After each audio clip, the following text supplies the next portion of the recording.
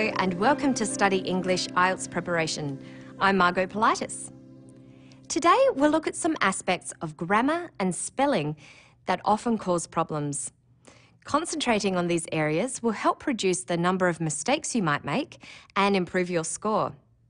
First, let's listen to this man. I'm Andrew Mack. I'm the Director of City Lights Projects. It's an art project that focuses on art in public spaces. We're here in Hosier Lane. It's right in the middle of Melbourne City. One of the areas to be aware of is agreement. The noun has to agree with the verb in number and person. He said, it's an arts project which focuses on art in public spaces. The arts project is singular. It's one thing. It's also in the third person. So you have to use the third person singular form of the verb focus. Focuses. Listen. It's an art project that focuses on art in public spaces. Now let's look at subject-verb agreement. When you use the first person, I, you don't add an S to the verb. He says, I think. Listen. I think what's great about these lanes is that it makes the lanes intimate and it invites you in. It is third person singular, so he adds an S to invite and says invites. I think what's great about these lanes is that it makes the lanes intimate and it invites you in. In the next clip, listen for the form of the verb used with the second person you and the third person plural they. You see a lot of really interesting uses of the street. Strangely enough, people come to shoot weddings here on the weekends. Sometimes there'll be up to 5 or 6 weddings. They line up for a particular spot. School groups come here, they go to the National Gallery, and then for contrast, the teachers bring them to this street. He says, you see. You is the second person, which, like the first person, agrees with the base form of the verb in the present tense, see. Listen. You see a lot of really interesting uses of the street. You use the base form of the verb with a third person plural as well. So he says, they line up and they go.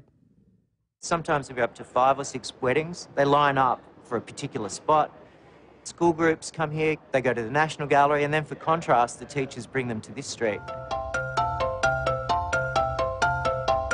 What form of the verb to be, is or are, is used in the next examples? It's important because there are so few avenues for free speech and you know, increasingly we're clamped down on. There are so many rules and regulations about what you can and can't do in a city. There are so few avenues. There are so many rules. You use are with plural subjects and is with singular subjects. There are many rules. There is one rule. What about have or has? Listen. A lot of cities have chosen a zero-tolerance approach to graffiti. Sydney has the opposite approach to Melbourne, where there is some tolerance here for what happens. There are at least 8 streets here in the CBD that are like this one, and they've all grown organically. Usually they have somebody like me involved in the street who helps to kind of facilitate what goes on. Melbourne has grown to really love the graffiti. Cities is plural, so he uses have. Cities have. But Sydney is singular, so he uses has. Sydney has. Listen again. A lot of cities have chosen a zero-tolerance approach to graffiti. Sydney has the opposite approach to Melbourne. Take a look at this sentence. After the graffiti, do you use have or has? And what about after businesses? Listen. The graffiti has grown with the light boxes, and then businesses have been attracted to this street and other streets. A subject such as the graffiti is treated as singular, even though it refers to more than one piece of work. So you say the graffiti has grown. And businesses is clearly a plural subject, so you use have. Businesses have been attracted. Another area that is useful to review is countable and uncountable nouns. Uncountable nouns are words like pollution that don't have a plural with an S on the end and are treated as singular subjects. We say pollution is, not pollution are. Countable nouns have the plural form with the final S when they refer to more than one or things in general, such as the word laneways in this clip. In the mid-90s, when I started the City Lights project, Melbourne City was a lot quieter, and actually people didn't use these laneways. The city is on a grid structure, which is state-of-the-art city design in the 1850s. Over years, the laneways became misused and unused, and so people didn't come down here. Uncountable nouns refer to things that can't be counted or are referred to as a general mass, such as water or pollution or graffiti. Listen for graffiti and another uncountable noun in this clip. A lot of cities have chosen a zero-tolerance approach to graffiti. Sydney has the opposite approach to Melbourne, where there is some tolerance here for what happens. Some tolerance. Tolerance is an uncountable noun. It doesn't take an S ending. It's a good idea to memorise the uncountable nouns that are frequently used in essays, such as education, equipment, experience, health, information, knowledge, pollution, technology, traffic, transport, and work. Practice using them in sentences. It's important to check your spelling in the IELTS test.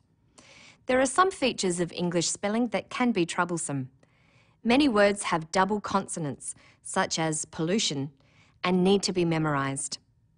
Which words in the next clip have double consonants? We're here in Hosier Lane. It's right in the middle of Melbourne City. We devised this project to be in public so that we could reach a very wide audience. Inside a gallery, you might get 30 to 50 people a day, but in the street, and in this street in particular, thousands of people come down here every day. So it's primarily about reaching a big audience. Middle and gallery. Middle has two Ds and gallery has two Ls. Here are some other words with double consonants that are frequently used in IELTS, and you should be careful to spell correctly. Accommodation. Notice that there are two Cs and two Ms. Recommend.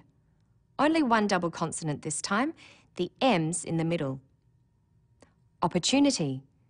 A double P at the start. Different. A double F. Support. Tennis. Success.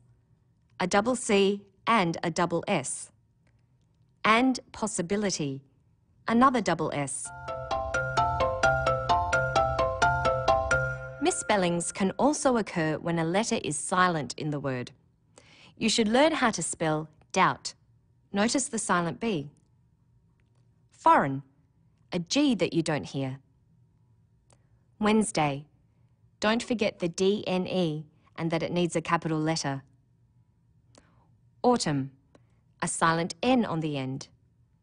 Through, one of the awkward OUGH words. Business, people don't pronounce the I. Business. Sometimes misspellings occur because some letters in the word aren't clearly heard. Look out for the N in environment and government, and the CH in technology, ache, and technical.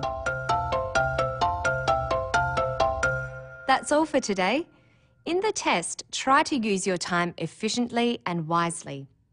Leave 2 to 3 minutes to check your writing. Using these few minutes to correct some errors can make a difference to your score. Don't forget spelling, it counts too. See you next time.